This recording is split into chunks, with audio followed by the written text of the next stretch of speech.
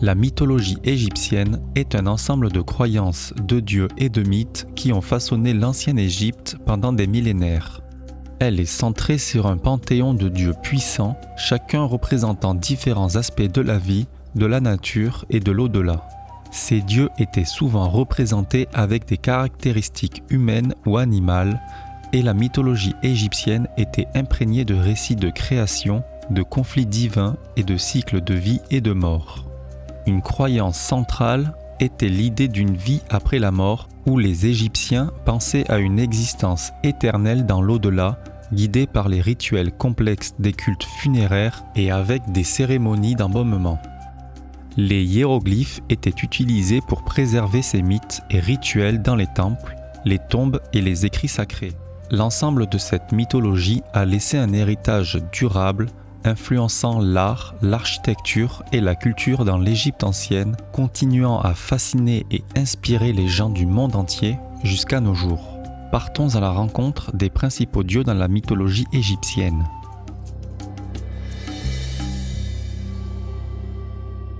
Amon ou Amon-Ré est le créateur de la vie, il est le père des dieux. Il apparaît avec la peau bleue car sa chair est constituée de lapis lazuli, une pierre magique dans la mythologie égyptienne. Il est souvent représenté avec une couronne ornée de plumes, était initialement vénéré à Thèbes comme une divinité locale associée à la fertilité et à la protection des rois et du peuple. Son culte a gagné en popularité au fil du temps, devenant crucial pendant le Nouvel Empire. Ce qui rend Amon encore plus captivant, c'est son lien avec les pharaons. Ils étaient considérés comme les représentants terrestres d'Amon et se proclamaient souvent comme ses enfants divins. Ce lien divin renforçait leur autorité et légitimité auprès du peuple égyptien. L'héritage d'Amon est omniprésent dans l'art égyptien. Ses représentations sur des hiéroglyphes, des sculptures et des peintures murales témoignent de son importance dans la culture égyptienne antique. Anubis était le dieu des morts et de l'embaumement, jouant un rôle crucial dans le processus funéraire des anciens Égyptiens. Son apparence associée à un chacal était intimement liée à la perception des chacals rôdant autour des tombes, symbolisant ainsi la protection des défunts et des cimetières. Anubis présidait les rites d'embaumement, veillant à ce que le corps soit préparé pour son voyage vers l'au-delà. Sa présence rassurante était censée apporter la protection aux âmes des défunts lors de leur passage dans l'au-delà. Les représentations d'Anubis le montrent souvent comme un être humanoïde avec une tête de chacal ou parfois sous forme purement canine. Ces images étaient gravées sur les murs des tombeaux, assurant la protection des défunts.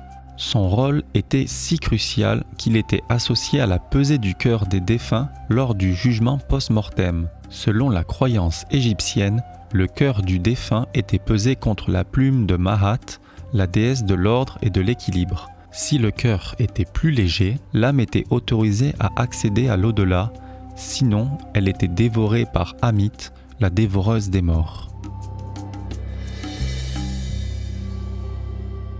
Isis est la déesse reine, une déesse polyvalente associée à la magie, à la maternité, à la guérison et à la protection.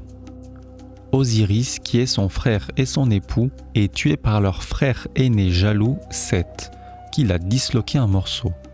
Isis, déterminée et pleine de dévotion, a entrepris un voyage pour rassembler les parties du corps dispersées d'Osiris, démontrant ainsi sa force et son amour infini. Sa quête pour ressusciter Osiris et protéger son essence a fait d'elle un symbole de résilience et de dévotion. Isis était souvent représentée avec une coiffe en forme de trône ou un disque solaire entre deux cornes de vache, symbolisant la féminité, la maternité et le pouvoir de la vie. Elle était également considérée comme la mère divine de Horus, le dieu faucon et symbole du pouvoir royal. Osiris était considéré comme le dieu de l'au-delà et du royaume des morts. Dans la mythologie égyptienne, il était le fils de Geb et de Nout et épousa sa sœur Isis. Représenté comme un pharaon enveloppé comme une momie ou parfois comme un homme portant une couronne à tef, Osiris symbolise le cycle de la mort et de la renaissance. Il tient dans ses mains un sceptre et un fouet qui désignent la royauté. Sa mort et résurrection étaient un symbole puissant de la régénération de la nature, de la fertilité et de la promesse d'une vie après la mort pour les défunts. Osiris était ainsi vénéré comme un juge bienveillant dans l'au-delà, évaluant les âmes des défunts pour leur permettre d'accéder à une vie éternelle. Il préside le jugement de l'âme. Les rites funéraires égyptiens étaient profondément liés à la croyance d'Osiris. Les Égyptiens croyaient que leur sort dans l'au-delà dépendait de leur relation avec lui. Seth était un dieu associé à la force, à la violence, mais également à des aspects plus ambigus tels que la tempête, le désert et le chaos. Il était souvent considéré comme le dieu protecteur des pharaons. Cependant, son image est souvent teintée de controverses en raison de son rôle dans le meurtre d'Osiris, déchirant ainsi l'harmonie familiale.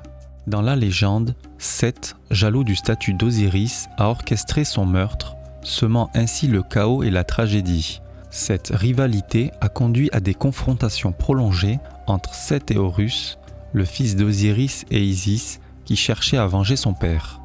Les représentations de Seth le dépeignent souvent sous une forme animale, parfois avec un corps d'homme et une tête d'animal, représentant plusieurs animaux tels que l'Oryctérope du Cap ou un chien.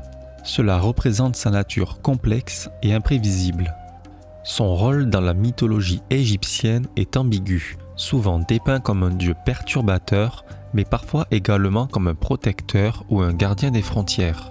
La complexité de Seth en tant que dieu soulève des questions sur la nature du bien et du mal dans la mythologie égyptienne, faisant de lui une figure fascinante mais également controversée.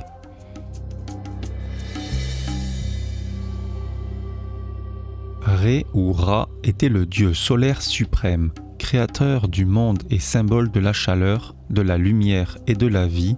Son importance était telle qu'il était vénéré à travers tout le pays, incarnant la puissance du soleil et sa capacité à donner la vie. Les anciens Égyptiens ont représenté Ré de différentes manières. Par exemple, on le voyait parfois sous forme humaine avec une tête de faucon coiffée d'un disque solaire. D'autres fois, il pouvait être représenté comme un scarabée associé au soleil levant.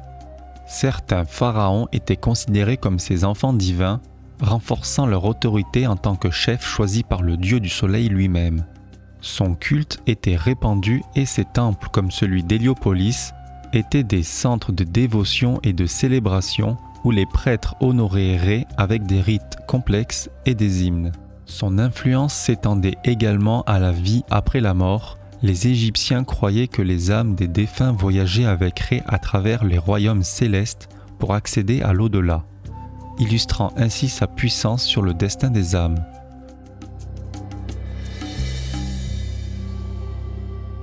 Thoth était vénéré comme le dieu de la sagesse, de l'écriture, de la magie, de la science et du calcul. Il était considéré comme l'un des dieux les plus érudits, détenteur du savoir et de la connaissance divine. Son rôle central dans la mythologie égyptienne était étroitement lié à la communication et à l'écriture.